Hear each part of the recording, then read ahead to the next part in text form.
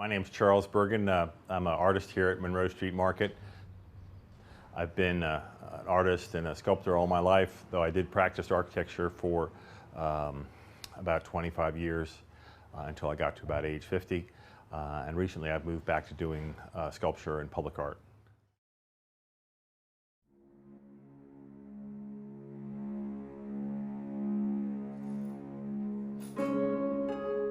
I started making stuff when I was a little kid. I think when I was 8 years old, my dad built me a little workbench in the basement with a slot for the handsaw so I wouldn't cut my fingers.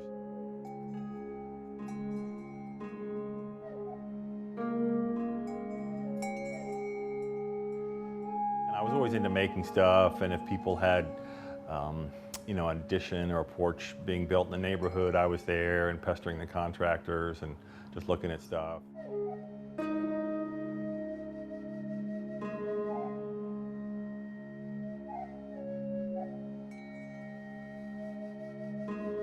When I was in high school and college, the amount of public art that was being done in the country I thought was a lot less. There's a lot of memorials and things of that nature, but now most public buildings require 1% of the contract to be public art, towards public art, and also a lot of private buildings. So there's huge opportunities, I think, for artists doing public art.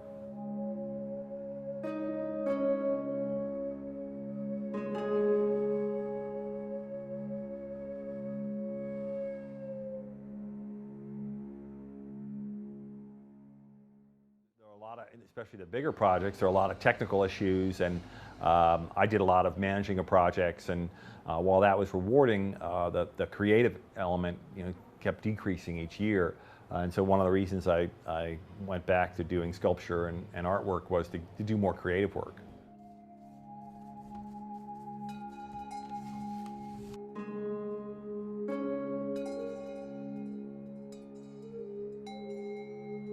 But certainly the public art has a big, and sculpture too, has a big component of organizing stuff, logistics, and things of that nature. And but the amount is a lot less than it is in architecture. So it's a big plus.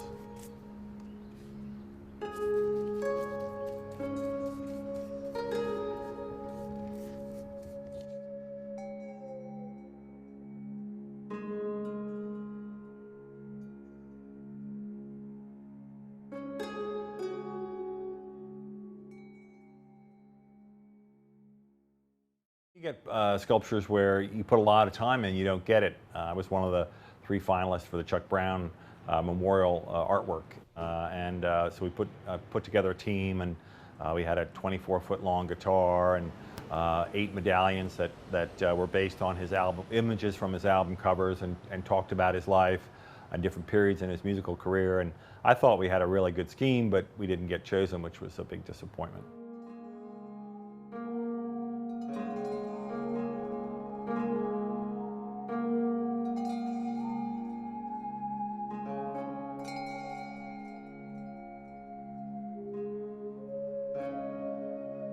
I want to stress a lot of the public artwork is really team-oriented, and I think that helps me, from being an architect where you always are putting together teams, and I used to manage teams.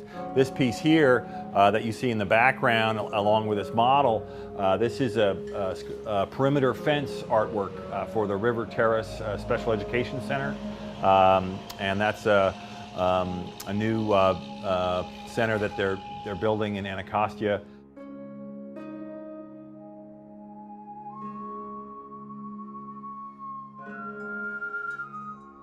That piece here, but it's a big sculpture of a walrus. It's about the size of a large dog. It's on my website. It's done out of Western red cedar, and it's a piece I did a while ago in high school. But it's weathered very well, and it's a big sculpture, and I think has a lot of personality to it.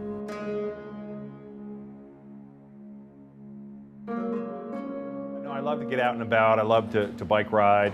I still love architecture. I really like architecture history now more than practicing architecture. And that's a great inspiration actually for the artwork, because a lot of older buildings have sculpture and symbols and elements incorporated that are good ideas for the artwork. And I love to read and just get involved in the community.